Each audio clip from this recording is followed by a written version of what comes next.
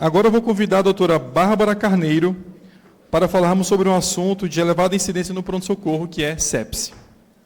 A Bárbara, ela é médica intensivista pela USP São Paulo, tem título de especialista pela AMIB, doutoranda pelo Departamento de Anestesiologia da USP, médica intensivista e diarista das UTIs do Hospital Israelita Albert Einstein e da UTI do Trauma da USP São Paulo. Também é coordenadora da pós-graduação de neurointensivismo do Hospital Israelita Albert Einstein.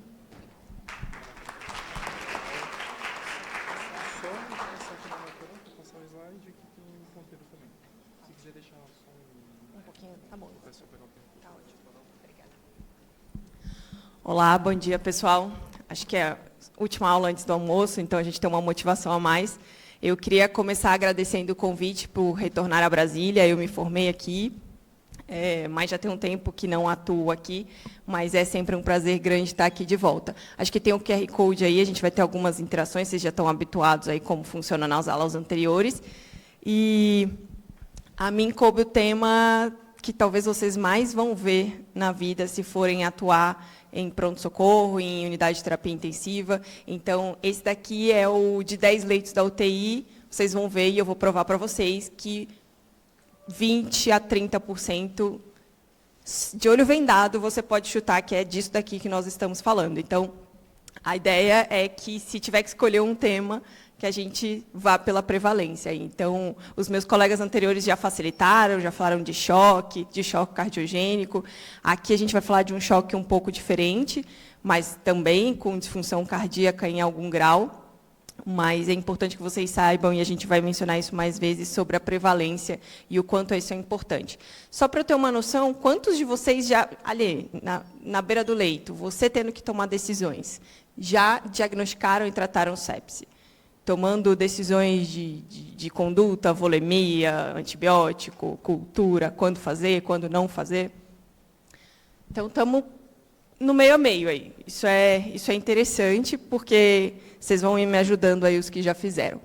Só para a gente contextualizar, a gente está falando de uma das causas mais frequentes quando a gente fala de terapia intensiva. Eu sou intensivista de formação.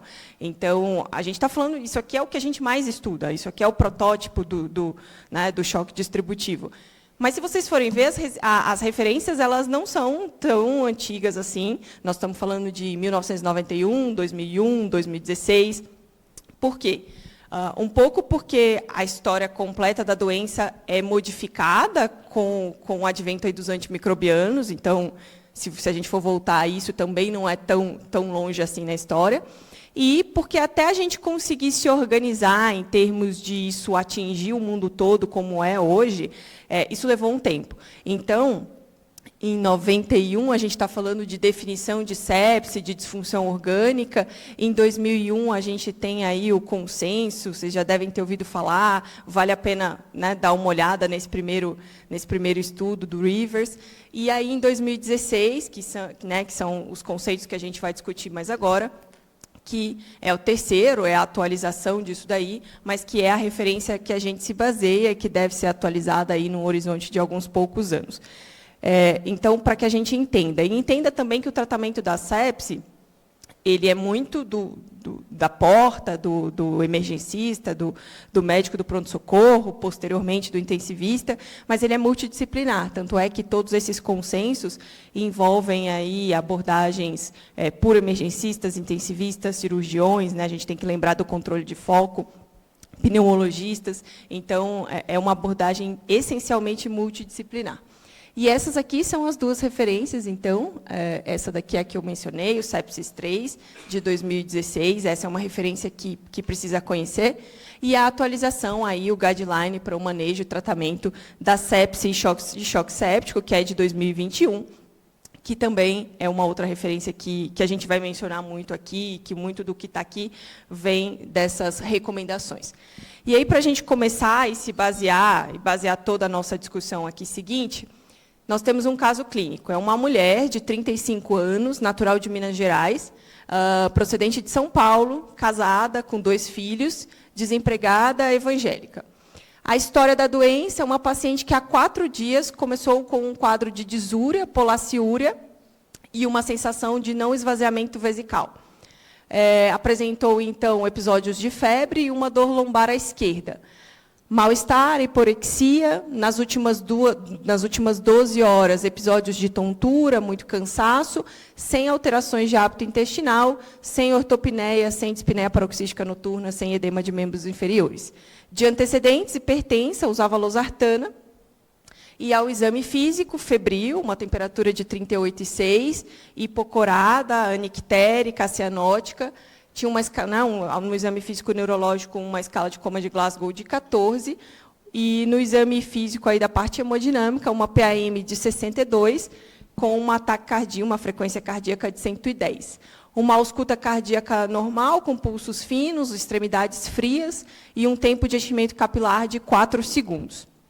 Na ausculta pulmonar, alguns crépitos finos na base direita, saturando 94%, sem uso de musculatura acessória, com uma frequência respiratória de 24 incursões por minuto. E no abdômen, uma dor à palpação do flanco esquerdo, com um sinal de Giordano positivo aí do mesmo lado. Nos membros inferiores, sem edemas. Nos exames laboratoriais, ela tinha um destro aí de 98, a gasometria, um pH de 7,15, com um bicarbonato de 16, um PCO2 de 32, um PaO2 de 56. Um lactato de 4 milimol por litro, uma hemoglobina de 14, uma leucocitose de 17.000, com neutrófilos de 97%, plaquetas de 90.000. Um PCR de 240, a creatinina de 1,9, ureia de 110, sem distúrbios hidroeletrolíticos, bilirrubinas normais. No exame da urina, uma leucocitura maior que 1 milhão, hematúria de 2 cruzes, nitrito positivo. Hemocultura foi coletada, estava em análise, e urocultura também em análise. Esse é o nosso caso clínico aí. Qual o diagnóstico dessa paciente? Ela tem infecção urinária, ela tem sepse grave ou ela tem choque séptico? Qual das opções?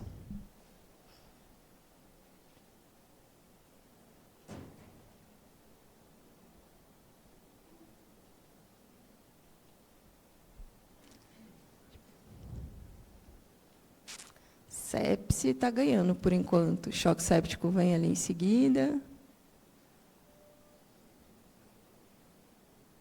Sepse parece estar ganhando ali, né? Sim, essa paciente tem sepse. Será que ela tem choque séptico? Não sabemos ainda, talvez esteja cedo para dizer, mas ela tem sepse, com certeza. Sepse grave, a gente vai aprender que esqueçam esse termo, ele não existe mais. Então, sepse grave não existe.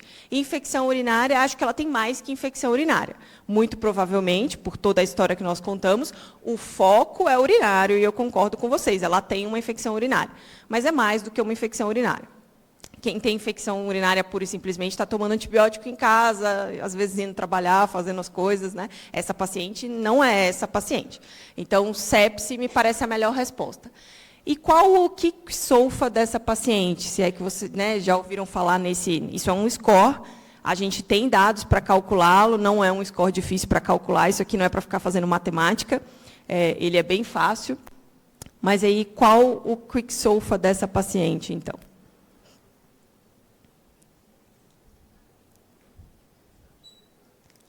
Três.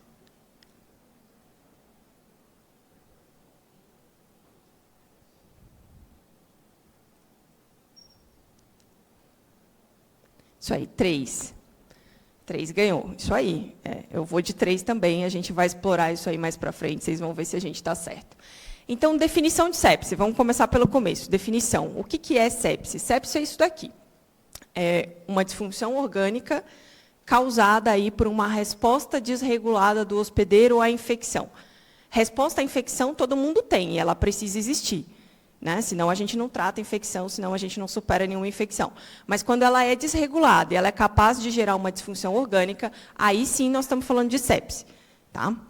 Então, a gente parte de uma infecção, somada à existência de uma disfunção orgânica, para falar que a gente tem sepse. E quando que a gente tem choque séptico? Foi aquela primeira pergunta que nós fizemos lá. Né? Será que essa paciente não tem um choque séptico ao invés de sepse? Choque séptico é um diagnóstico um pouco mais elaborado. Ele exige, pelo menos, que você intervenha num primeiro momento, para que você seja capaz de dizer que aquele doente tem um choque séptico. É difícil dizer que um paciente sem nenhuma intervenção, sem nenhum tratamento, ele tem um choque séptico. É claro, chegou ali no pronto-socorro, né, quase parando. Ok, me parece claro que tem um choque séptico. Mas, às vezes, se ele tivesse sido adequadamente tratado, em tempo hábil, essa história fosse diferente. Então, o choque séptico é aquele paciente que tem sepse, e, em alguma instância, ele começou isso tudo com um quadro de sepse, e a evolução disso daí levou a uma hipotensão refratária à expansão volêmica, e aí sim levou a um quadro de choque, que vocês já viram aí nas aulas anteriores, e a uma hiperlactatemia. Aqui, por definição, e é claro que a gente se atém a números aqui na definição, mas isso na vida real vai além, a gente está falando de uma hiperlactatemia com um lactato maior que 2 milimol por litro, ou, né, 18 miligramas, se a gente estiver falando aí se a gente não estiver falando de milimol, estivermos falando de miligramas. Então, é essa a definição. A gente está falando de uma hipotensão refratária a volume mais hiperlactatemia. Aí eu tenho choque séptico. É uma sepse que evoluiu com esses dois critérios. Deixa eu passar aqui. E aí, o que é disfunção orgânica, né? Essa palavra apareceu várias vezes ao longo do que eu falei até aqui. Disfunção orgânica é qualquer indício de mau funcionamento, e aí a gente vai ver que a sepse é uma doença multissistêmica, e então um indício de mau funcionamento de qualquer um desses órgãos. Aqui a gente tem alguns exemplos. A gente pode ter aí, por exemplo, uma disfunção orgânica renal, já que estávamos falando de rim agora há pouco. O que é uma disfunção orgânica renal? Oligúria é disfunção orgânica renal. Anúria é disfunção orgânica renal. Elevação de marcadores, ureia, creatinina, né, são marcadores indiretos aí de filtração glomerular. Isso é um sinal de disfunção orgânica. Acidose metabólica é um sinal de disfunção orgânica renal. Ah, mas então o rim, né, é comum, todo mundo lembra de olhar o rim. A gente tem outros tipos de disfunções. Disfunção hematológica, por exemplo, plaquetopenia. Vocês prestaram atenção em quanto era a plaqueta dessa paciente? 90 mil. Já era um indício de disfunção orgânica. Então, plaquetopenia, aumento de RNI, consumo de fibrinogênio, coagulopatia, de uma forma geral, ou qualquer uma delas, isso traduz também uma disfunção hematológica. Disfunção hepática, icterícia, encefalopatia, isso é disfunção hepática. Aumento de bilirrubinas, coagulopatias, isso também pode traduzir uma disfunção hepática. Disfunções mais comuns, né? Respiratória, disfunção hemodinâmica. Quando a gente está falando de disfunção respiratória, por exemplo, a gente usa muito a PaO2, né? A relação PF, aí, PaO2 sobre a fração inspirada de oxigênio, para colocar uma métrica nessa disfunção, né? Mas taquipneia, hipoxemia, insuficiência respiratória clínica, isso também é um sinal de disfunção. E a disfunção cardiovascular, aí nós estamos falando de hipotensão, de taquicardia, né? Quando a gente vai olhar para o exame físico da pele, né? Então, a má perfusão, o Motley, sinais laboratoriais de má perfusão, aí entra o lactato, aí entra as alterações gasométricas. Então, tudo isso pode nos ajudar aqui a chegar a uma conclusão de que esse doente tem uma disfunção orgânica. Esses são alguns exemplos. Nós vamos falar de disfunção orgânica ainda, porque ela faz parte da definição, então ela é muito importante. E aí, por quê? Né? Eu falei que era talvez o assunto mais comum, mais prevalente que vocês fossem ver. Aqui está uma figura que não me deixa mentir. Nesse gráfico, a gente consegue ver a incidência de sepse por 100 mil pessoas aí distribuída ao longo, né, no mundo. De que forma isso é? Vocês conseguem ver que esse mapa tem duas cores, que a gente tem um problema geográfico também. Mas, claramente, é um problema que atinge todo mundo, né? Em maior quantidade aí, o hemisfério sul, mas é um problema do mundo todo, né? E acho que se a gente for olhar em números propriamente ditos, nós estamos falando de 400, 500 por 100 mil.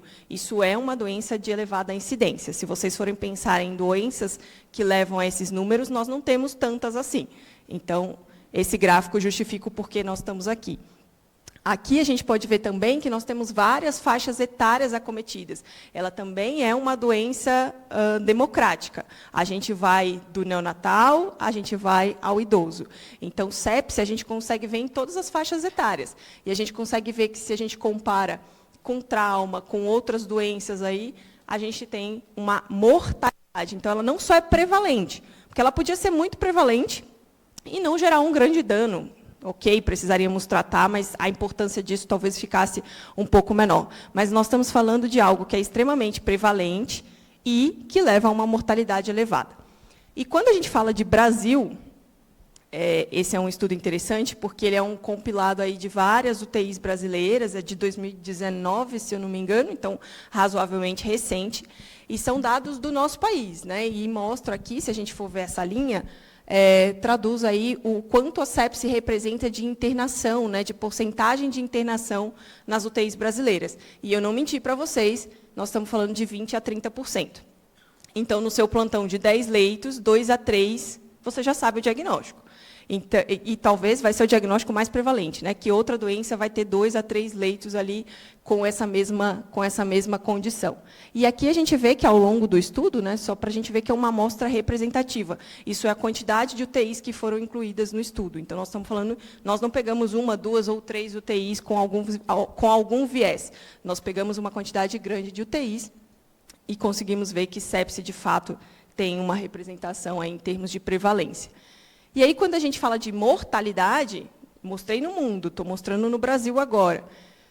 Quando a gente compara a sepse, que é essa, né, a linha da bolinha redonda aqui, e quando a gente compara com a de baixo, a gente vê que a mortalidade, comparada a outras internações clínicas, doenças clínicas, não comparadas com doenças cirúrgicas, a gente ainda tem a sepse com uma mortalidade maior do que essas outras condições. Então, no mundo, no Brasil, temos o porquê nos dedicar a esse tema, né? E aí, eu falei para vocês, em termos de fisiopatologia, que a sepse era uma condição multissistêmica, né? Que é uma doença, muitos já devem ter ouvido falar, né? Às vezes o leigo, ou na família, alguém fala, a infecção generalizou, a infecção... Não está errado, né? De fato, não está errado, é esse o conceito.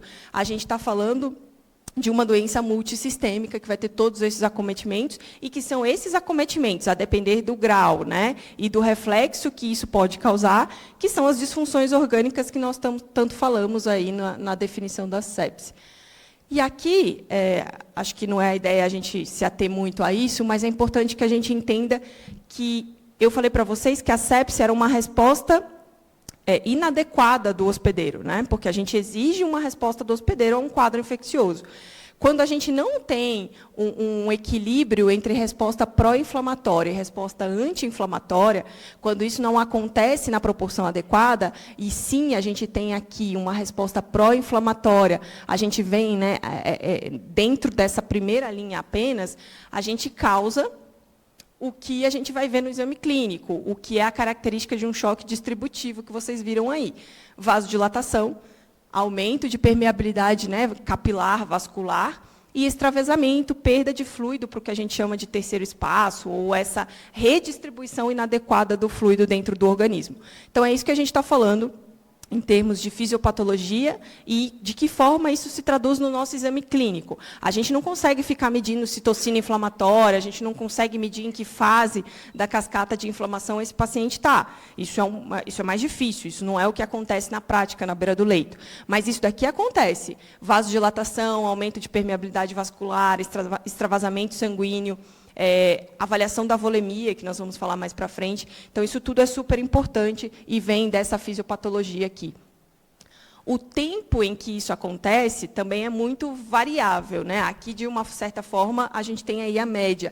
Então, quando a gente está falando de SOFA, que é um score que nós vamos falar aqui para frente, e por isso que ele usa, e por isso que ele entra, né, no que é o sepsis 3, talvez seja a forma mais precoce que a gente tenha de avaliar isso. Alguns marcadores de inflamação, de infecção, a gente também tem hoje em dia. Vocês já devem ter ouvido falar de PCR, procalcitonina. Isso tem a sua validade, né, limitada, a gente não tem um marcador perfeito, mas cada um tem o seu papel dentro disso, com as limitações de quanto tempo eles levam para aumentar, quanto tempo eles levam para decair, de que forma a curva desses marcadores podem nos ajudar dentro do tratamento desse paciente.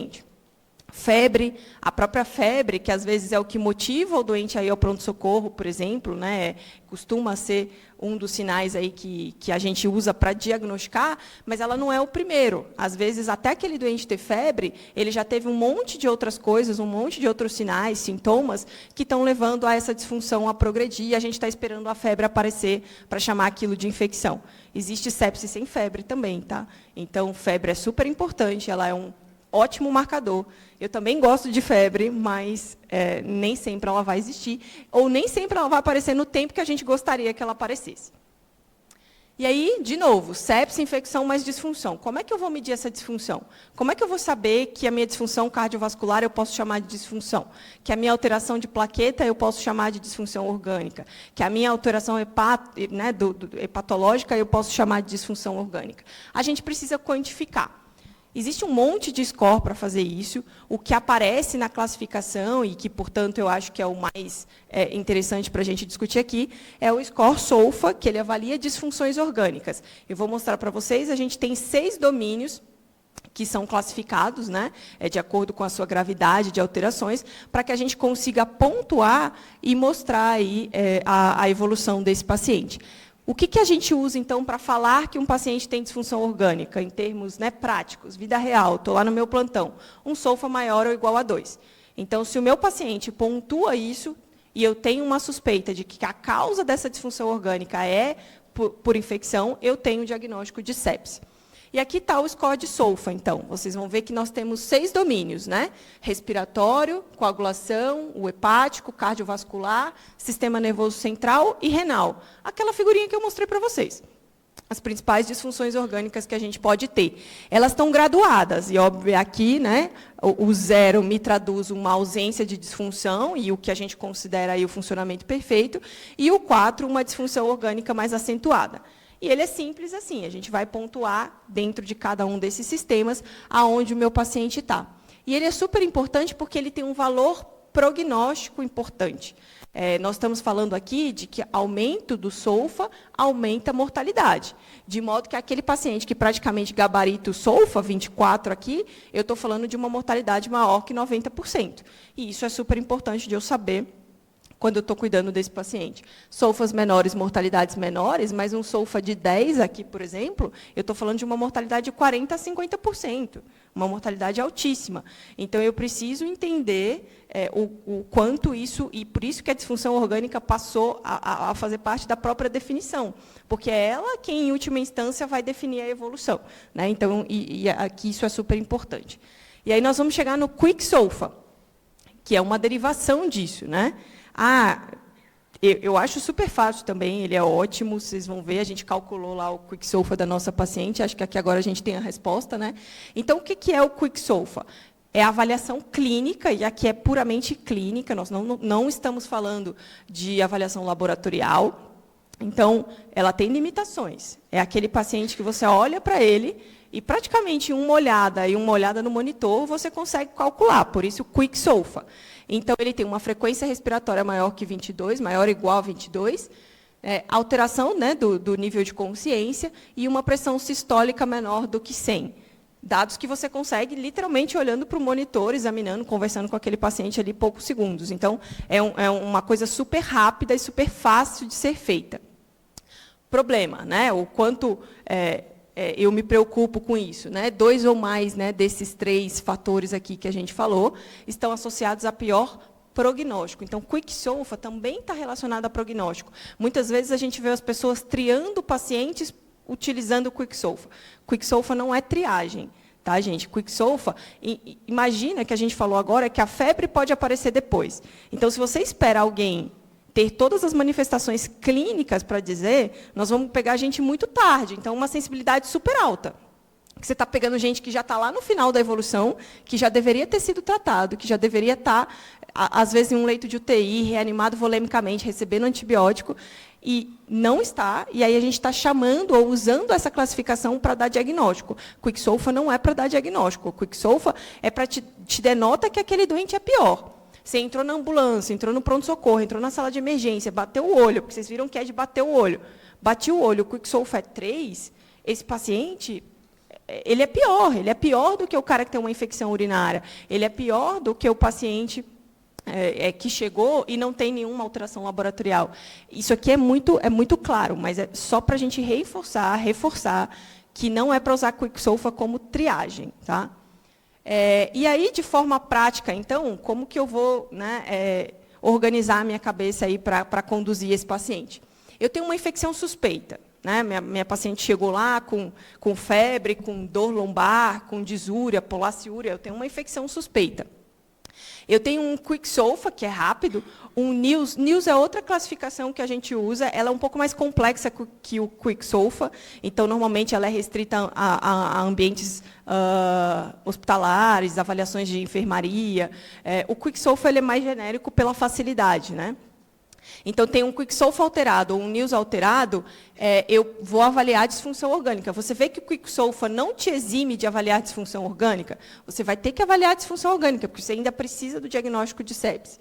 Se o Quicksolva não for um Quicksolva alterado, mas você continua com uma alta suspeita clínica de sepse, você vai continuar avaliando disfunção orgânica. Então, para que eu fiz o Quicksolva? Para saber se o meu doente é pior ou melhor, para eu saber o quanto eu vou me preocupar com esse paciente. Então, não foi alta, não tem uma alta suspeita clínica de sepse, eu vou tratar a infecção. Se aqui é uma infecção urinária, eu vou tratar a infecção urinária. Mas não, eu vou avaliar a disfunção orgânica, avaliei a disfunção orgânica e cheguei à conclusão de que eu tenho um SOFA maior ou igual a 2. A minha paciente tinha plaqueta de 90.000, PAM de 62, enfim, ela tinha um SOFA maior ou igual a 2. Então, eu tenho um diagnóstico de sepse, como vocês, a maioria colocou lá na primeira pergunta. Se eu não tenho um SOFA alterado, né, não tenho um SOFA maior ou igual a 2, mas eu persisto com uma alta suspeita clínica de sepse, ainda assim eu vou reavaliar o meu doente periodicamente. Que bom que ele não tem. A ideia é que ele chegue em 100 mesmo, e que eu consiga evitar isso. Mas eu não chamo isso de sepse, eu vou tratar o meu quadro de infecção. Certo? Então, acho que aqui a gente consegue sistematizar essa avaliação. E aí nós vamos para o tratamento. O que inclui o tratamento da sepse? Né? O tratamento da sepse seria mais uma aula aí, enfim, seria um tempo gigante para a gente discutir todas as controvérsias que existem. Vocês vão ver que as evidências não são baseadas aí, não são fortes o suficiente, existem uma série de controvérsias. Mas de forma sistemática, o que a gente não pode deixar de cumprir. Então, estou atendendo o meu caso de sepse, eu preciso pensar em culturas, eu preciso pensar em antibiótico, eu preciso pensar em volemia, eu preciso pensar em droga vasoativa, se eu estiver diante de um quadro de choque séptico, em controle de foco, em corticoide. E aqui na gasometria e lactato, exames laboratoriais de uma forma geral. Né? Não é só gasometria e lactato, isso é o que aparece de forma dentro do que a gente usa como um tratamento, como um bundle, mas a gente sabe que o tratamento inclui avaliação de disfunções orgânicas. Então, eu estou falando de avaliação de função renal, eu estou falando de hemograma, eu estou falando de avaliação de coagulação. Então, um doente com sepse, ele chega no pronto-socorro, e se a minha suspeita é, do slide anterior, de sepse, eu preciso dosar tudo isso que eu imagino que seja disfunção orgânica, não é só gaso-lactato. A gasometria e o lactato aparecem aqui porque são emblemáticos, mas não são só os dois. Tá? Culturas. Então, idealmente, antes do antibiótico, então pensei em sepse, vou coletar culturas o quanto antes. Isso não deve atrasar a administração do antibiótico, mas as culturas devem, idealmente, ser coletadas antes para que elas não sejam para que o antibiótico não seja capaz de esterilizar a amostra. Né?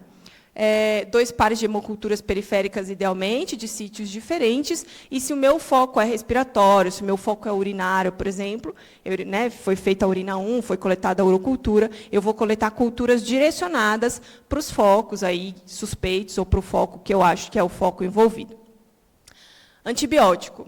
Esse sim, né, antibiótico, o que está padronizado, né, o que está escrito é um antibiótico precoce, o mais precoce possível, idealmente na primeira hora, né, isso já mudou ao longo do tempo. Hoje o que a gente tem é um antibiótico idealmente na primeira hora. E aí a gente tem o que é um antibiótico direcionado para o foco, um antibiótico de amplo espectro, são conceitos que a gente precisa ter.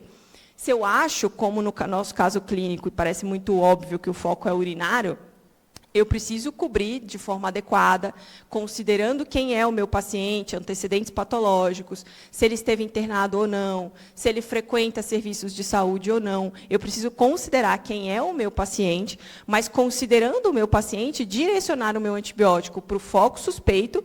E aqui, muito provavelmente não, aqui eu não tenho, a não ser que esse doente já chegue com uma cultura anterior, passou no pronto-socorro há 3 dias e coletou uma urocultura. Ok.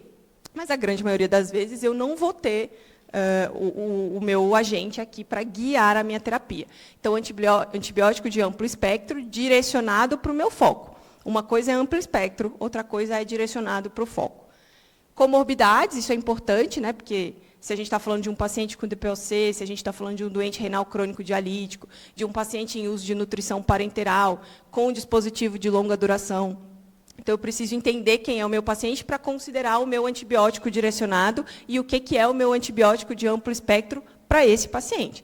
Antibiótico de amplo espectro para o renal crônico dialítico, que frequenta ali um serviço de hemodiálise 3 vezes por semana, é diferente do antibiótico do paciente sem nenhuma comorbidade, 18 anos, que infeccionou o dedo. Nós estamos falando de coisas diferentes. Então, preciso considerar se a minha, né, se a minha infecção está relacionada à comunidade ou é uma infecção hospitalar relacionada também a serviços de saúde e, posteriormente, e assim que possível, ajustar essa cobertura guiada pela minha cultura, porque isso é o ideal e é o melhor que eu posso fazer em relação a isso. Gasometria e lactato, tá? Aparecem como arterial em muitos locais. Gente, assim, não consegue, ninguém consegue coletar gasometria arterial. Coleta gasometria venosa, a menos que o seu foco seja muito respiratório, que a hipoxemia seja de fato um problema, coleta uma gasometria venosa, um lactato venoso, se isso não é possível de ser o arterial, né? Então, eu vejo, às vezes, as pessoas perdendo muito tempo. Coleta o venoso, não dá para coletar o arterial, coleta o venoso. Ele vai te ajudar também. A acidose metabólica, lactato venoso também tem o seu valor. E aqui aparece gasometria e lactato, mas, de novo, nós estamos atendendo um paciente que vocês não deram um diagnóstico para ele ainda. Não tem como dar diagnóstico pura e simplesmente só por disfunções clínicas. Até tem, mas ele tem que ter disfunções clínicas. Às vezes, ele não tem disfunções clínicas e tem disfunções laboratoriais que precedem isso e que, às vezes, você vai deixar de visualizar se os exames não forem coletados. Expansão volêmica, isso aqui é um assunto para quilômetros aqui.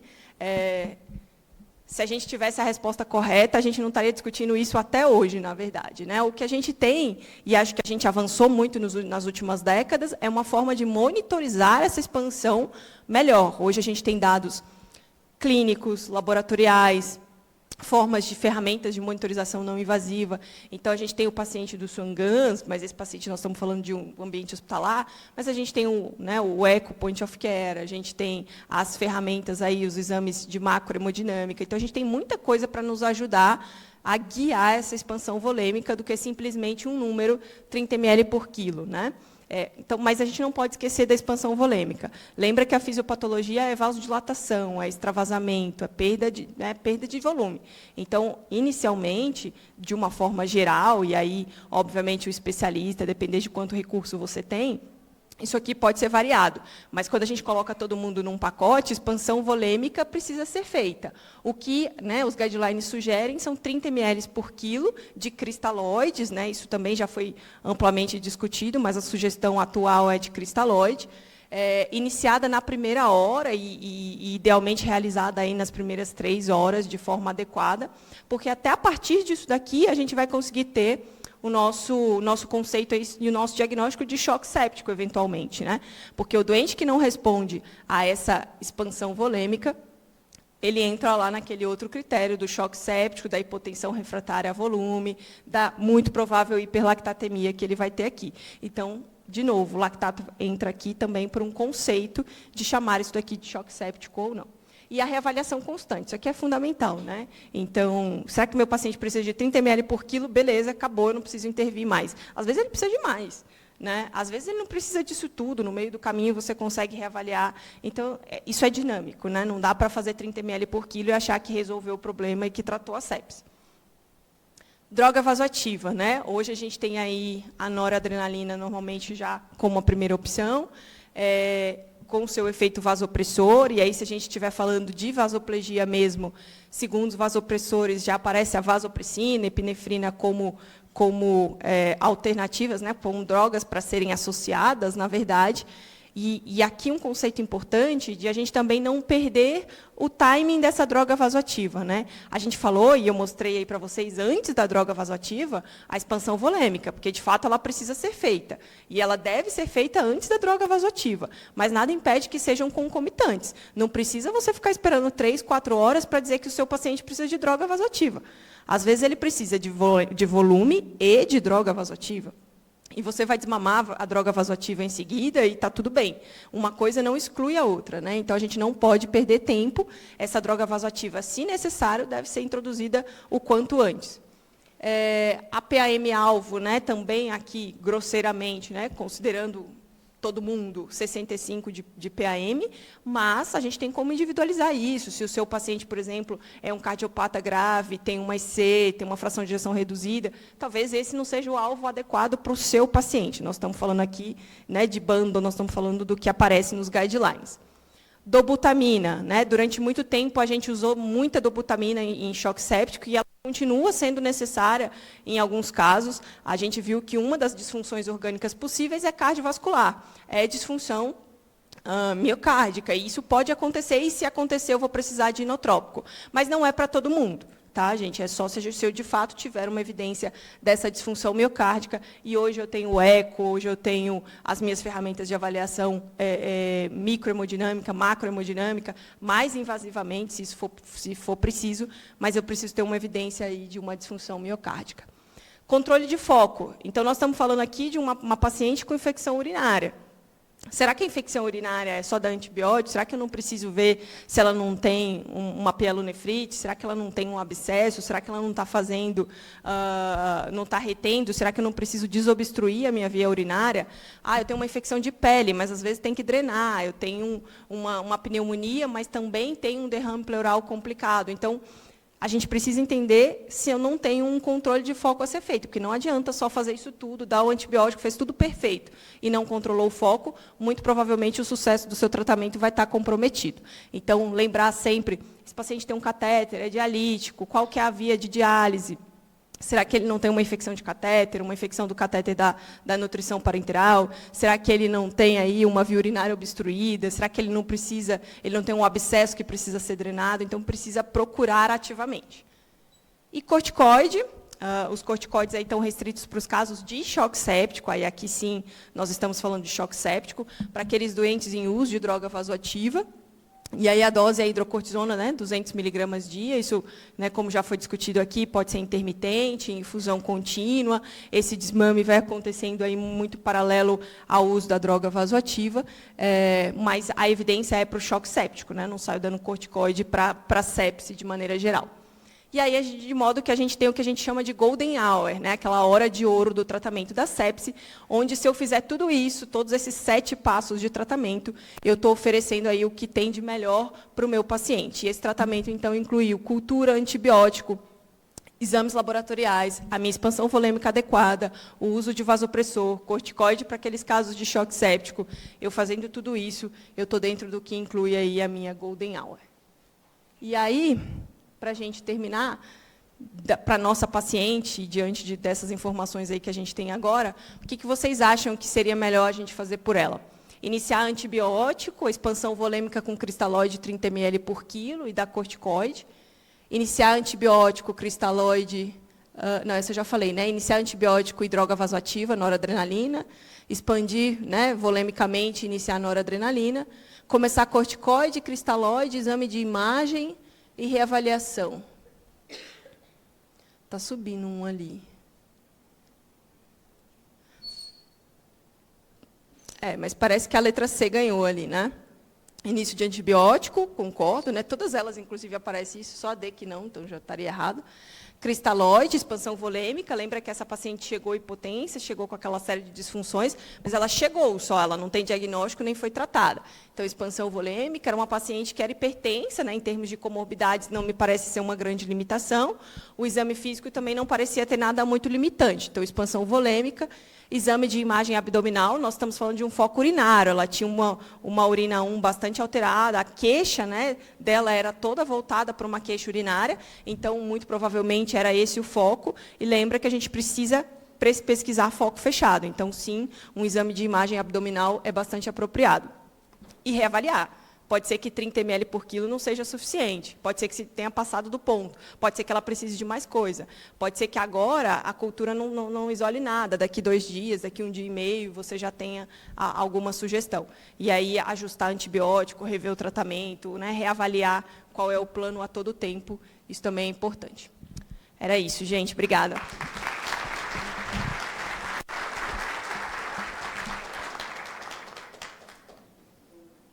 Parabéns pela apresentação. Temos aqui algumas perguntas. Na prática, é utilizado o POCUS para avaliação de fluido e responsividade na sepse? A avaliação da veia cava é importante ou apenas a janela cardiológica? Essa é uma pergunta interessante. Sim, é usada, é muito utilizada. E se hoje a nossa tendência é utilizar, né, o ultrassom aí como uma ferramenta point of care, talvez a sepse vai ser onde vocês mais vão utilizar, justamente pela questão da prevalência. Então, sim, a gente pode utilizar, e aí a gente pode utilizar de diversas maneiras. Ultrassom pulmonar, avaliação, né, estou procurando um foco pulmonar, eu consigo ver consolidação, eu consigo ver linha B, eu consigo ver atelectasia, eu consigo ver um monte de coisa no pulmão, por exemplo, eu consigo ver sinais de congestão. Ultrassom cardiológico, né, eu consigo ver função de uma maneira, não estou falando grosseiramente para uma avaliação point of care ali, poucas coisas, o que eu preciso para uma avaliação rápida. Então, avaliar a função, avaliar se esse doente não está tamponado, avaliar coisas ali para me ajudar no meu choque. O exame laboratorial, né, aquele paciente da sepse no início, aquele doente muito vasodilatado, ele é clinicamente muito marcante, né? É aquele paciente que está quente, que você o tempo de enchimento capilar dele é meio segundo, né? Assim, é um negócio absurdo. Então, ele está super vasodilatado. Isso tem fases, tá, gente? Nós estamos falando de uma fase muito aguda. E aí a avaliação de veia cava, né, ainda dentro do que foi perguntado e dentro da avaliação aí do ultrassom cardiológico. Ela tem, não vou dizer que ela não tenha valor, é claro que a gente precisa entender limitações. Então, quem é o seu paciente? Ele tá estubado, ele está com um baita esforço respiratório, o foco, né, uma pneumonia, que muito provavelmente vai ser entubada, aquele paciente que está respirando ali com 25 incursões por minuto, fazendo esforço, ele tem arritmia. Então, assim, você precisa limitar. Talvez a avaliação da veia cava não seja nem de perto a melhor forma que você tem para avaliar, mas ela te ajuda, né, para aquele doente que não tem tudo isso que eu falei, ou que está entubado, por exemplo, e aí você consegue ajustar, porque é diferente um doente entubado de um doente não entubado, ela pode te ajudar. Sozinha, eu acho que você não vai ter nenhuma resposta só com ultrassom de veia cava inferior. Mas, somado a outras variáveis, somado a outras formas de monitorização, ela ainda tem o seu valor, sim. Eu não abomino a avaliação de veia cava inferior, nem PVC, não. Eu acho que, somadas as outras coisas, entendidas as suas limitações, ainda tem o seu valor. Quando entrar com azul de metileno no choque séptico? Essa é interessante. Essa não tem resposta, na verdade, né? Essa é uma pergunta complicada. Mas, assim, o que usualmente acontece, né? O azul de metileno, ele tem evidências para vasoplegia, especialmente aí associadas à cirurgia cardíaca, à SEC, né? Na sepse em si, a gente não tem isso tão claro. Mas, usualmente, é usado como uma estratégia de resgate na refratariedade extrema. Então, nós estamos falando de um choque séptico refratário, não invariavelmente esse paciente está com 1, 2 vasopressores, às vezes 3, naquela fase de hiperlactatemia extrema, de disfunções orgânicas múltiplas. Então, há sempre um questionamento de, será que usualmente esse paciente não costuma melhorar se você vai usar nessa fase. Será que nós estamos usando muito tardiamente? Será que precisava ser um passo antes disso? Mas será que a gente tem evidência para vasoplegia da sepse? Será que na sepse funciona? Por literatura, por números, eu não tenho essa resposta para dar para vocês. A impressão da prática é que é uma medicação para casos mais refratários, mas que talvez a gente tenha que cuidar na hora que a gente usa. Eu vejo muita gente usando azul de metileno na sepse para refratariedade clínica extrema, para morte. Então, o azul de metileno não vai resolver mesmo. Talvez a gente deixe para usar muito tardiamente. Paciente chocado. Eu faço expansão volêmica e já inicio droga vasoativa ou espero primeiro ver se vai responder a volume? Se sim, em quanto tempo a PA vai ter alguma melhora? Ótima pergunta, né? Foi um pouquinho do que eu mencionei aqui. Então, seu paciente depende muito de todas as outras variáveis, né? Mas o paciente está hipotenso, mas está ventilando bem, não é aquele cenário de guerra, dá para você avaliá-lo. Volume não é uma coisa que demora muito a ser feita, né? Você vai correr ali um volume em 15, 20 minutos, você consegue reavaliar, é o tempo dos exames laboratoriais ficarem prontos, eventualmente, então dá tempo de você rever. Mas não está indo bem, você está fazendo o seu volume ali, passou um tempinho, a pressão não subiu, o paciente está ficando mais sonolento, me parece que as outras disfunções estão saindo, o laboratório deu errado, né? Teve que recoletar os exames, não saiu nada. Você pode começar a droga vasoativa, nada te impede de começar a droga vasoativa. Também não precisa ser no minuto zero, né? Entrou 2 gotas de volume, não respondeu, droga vasoativa, não é assim. Mas também não precisa ficar esperando ali 1 hora, 1h30, 12 horas de avaliação de reposição a fluido. Tá? O mais importante é tratar o seu paciente, e a gente viu que aqui tempo faz muito sentido, para que a gente tenha o mínimo de evoluções para disfunções. Na admissão do paciente no pronto-socorro, qual score utilizar? Quicksolve ou NIUS?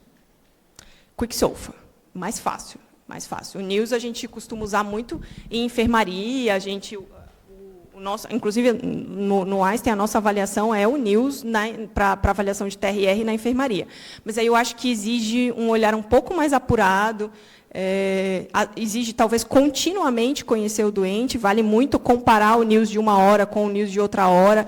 O Quicksolve é bater o olho, você faz um Quicksolve em 2 segundos, você conversa com o doente ali, é muito rápido. Então, agora, de novo, não espere Quicksolve alterar para tomar a conduta, porque aí você está tomando muito tarde, né? É entender para que o score serve, mas em termos de praticidade, de facilidade, de vida real, o Quicksolve é mais fácil. Última pergunta, por causa do tempo. Como avaliar se o paciente é refratário ao volume se não existe um volume máximo para se realizar? Como saber se já cheguei no volume máximo? Espero sinais de congestão? Excelentes perguntas também, essas são boas. Mas assim, vamos... perguntas que a gente está tentando responder há anos. Mas vamos do conceito, né? É uma boa pergunta. Se não tem volume máximo, se para uns eu preciso fazer 3 litros, para outro eu preciso fazer 500 ml, faz sentido a pergunta.